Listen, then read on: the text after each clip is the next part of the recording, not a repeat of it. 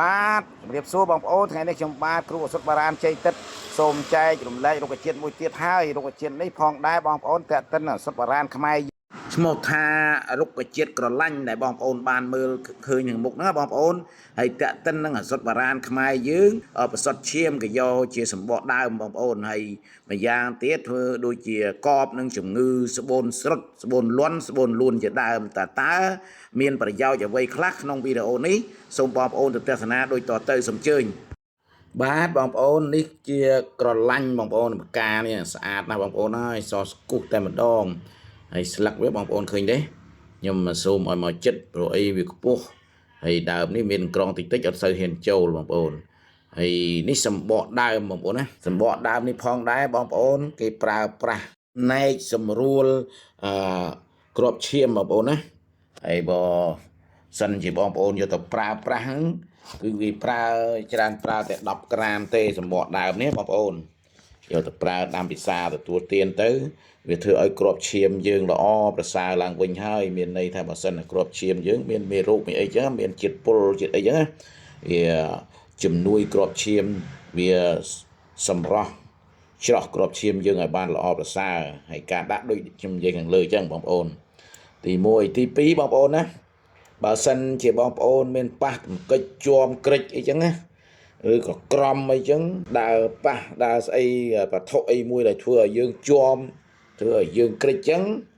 យករុក្ខជាតិនេះដោយប្រើសម្បកដើមដូចគ្នាប៉ុន្តែប្រើខុសគ្នាបងប្អូនណាកាលណាប៉ះទង្គិចហ្នឹងគេប្រើ15ក្រាមវិញដាំពិសាទទួលទានស្ងួតណាបងប្អូន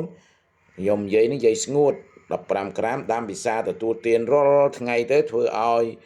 ការប៉ះទង្គិចជាំស្នាមអីចឹងវាធ្វើឲ្យបាត់ម្ដងបន្តិចប្រសិទ្ធបរានយើងខ្មែរយើងវាប្រើទៅវាមានគុណភាពល្អប្រសើរណាស់ពេលវិជាឲ្យវាអត់ចេះលាប់មកវិញទេស្អីក៏ដោយដូចជាណាំកាពះពវៀនក៏ចឹងដែរកាលណាយើងយកទៅប្រើតែរុក្ខជាតិផ្សេងមិនរុក្ខជាតិហ្នឹងទេបងប្អូនណាយកទៅប្រើដល់យើងប្រើប្រាស់ទៅពេលជាវាអត់លាប់មកវិញអសុទ្ធបុរាណខ្មែរយើងវាល្អទៅនឹងបងប្អូនចំណែកកលាញ់នេះបងប្អូនគេប្រើប៉ះទង្គិចហ្នឹងហើយនឹងផ្សុតឈាមល្អបកែណាបងប្អូននឹងទី2បងប្អូនទី3បើសិនជាបងប្អូនមានស្បូនស្រុតស្បូនលន់ស្បូនលូន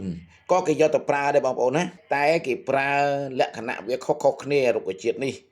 ហើយគេយកច្រើនយកសម្បកដើមទៅប្រើហ្នឹងដូចជាយើងប្រើ15ក្រាមដែរស្មើនឹងប៉ះទង្គិចលពោះស្នាមអញ្ចឹងណាបងប្អូនប្រើ15ក្រាមដូចគ្នាអញ្ចឹងអសុទ្ធបុរាណខ្មែរយើងគេប្រើខុសៗគ្នារុក្ខជាតិខ្លះក៏ប្រើដូចគ្នាទៅរុក្ខជាតិខ្លះក៏ប្រើខុសគ្នាទៅការដាក់ការលាយការប្រើប្រាស់ក៏យើងដឹងក្បួនខ្នាតនៃបុរាណខ្មែរយើងវាធ្វើឲ្យប្រកែមានន័យថាដាក់ទៅ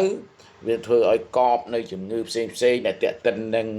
រុក្ខជាតិបងប្អូនកាលណាយើងដាក់មិនដល់ដុសវាមានន័យថាវាមិនជាវាអត់ប្រកែទេ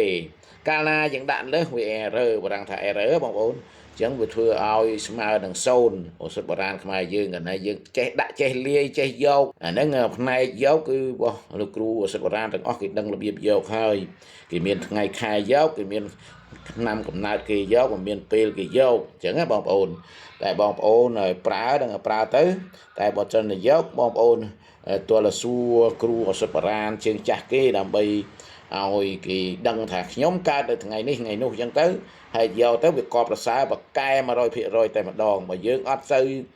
ចេះការយកការសុំទេវតាការសុំស្ដេចឆ្នាំ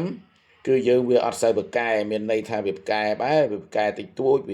វាមិនបកែដូចគ្រូអសុទ្ធបុរាណគេចេះរបៀបរបបទេណាបងប្អូនទី3បងប្អូនណាក្រោយពីបងប្អូនមើល3ចំណុចនេះហើយបងប្អូនមានមើលទៅថាមានប្រយោជន៍សម្រាប់សុខភាពបងប្អូនពេលដែលបងប្អូននៅដាច់ស្រយាលនៅតាមជើងភ្នំក្រំថ្មអីនៅក្រៅឆ្ងាយពីទីក្រុងទីពេទ្យអីបងប្អូនយកទៅប្រើទៅហើយបើសិនថាមានមើលថាមានប្រយោជន៍សម្រាប់សុខភាពសូមបងប្អូនចុច like ចុច share ឲ្យលោកគ្រូបានអ្នកមួយផងបងប្អូនលោកគ្រូថ្ងៃក្រោយលោកគ្រូ ដើរទៅរកឆ្នាំណាដែលបកកែតេតិននឹងសុខភាពបងប្អូនដើម្បីយកបម្រើសុខភាពបងប្អូនឲ្យបងប្អូនមានសុខភាពល្អកាលណាមានសុខភាពល្អមានសុភមង្គលហើយបងប្អូនយើងតែអត់មានសុខភាពហើយល្អហើយយើងរិចរិលនៃទ្រព្យសម្បត្តិរបស់យើងដោយសុភាសិតបុរាណគេថាសុខភាពជាសម្បត្តិមហាសាលអញ្ចឹងណាបងប្អូនកាលណាអត់មានសុខភាពវាហែកវារិចវារិលលុយកាក់របស់យើងនៅក្នុងគ្រួសារវាអត់សល់លុយទេអញ្ចឹងបានគេថាសុខភាពជាសម្បត្តិមហាសាលហើយនៅចុងបញ្ចប់នេះខ្ញុំសូមថ្លែងអំណរអគុណយ៉ាងជ្រាលជ្រៅបំផុតចំពោះបងប្អូនដែលបានចូលមើលនៅក្នុងវីដេអូនេះហើយសូមជូនពរបងប្អូនសូមឲ្យបងប្អូនជួបនៅពុទ្ធពររង្បួនផ្កាគឺអាយុវណ្ណៈសុខៈពលៈកំបីគ្លៀតឡាយគណៈពេលនេះខ្ញុំបាទគ្រូអសុទ្ធបរានជ័យទឹកសូមគោរពសូមជម្រាបលា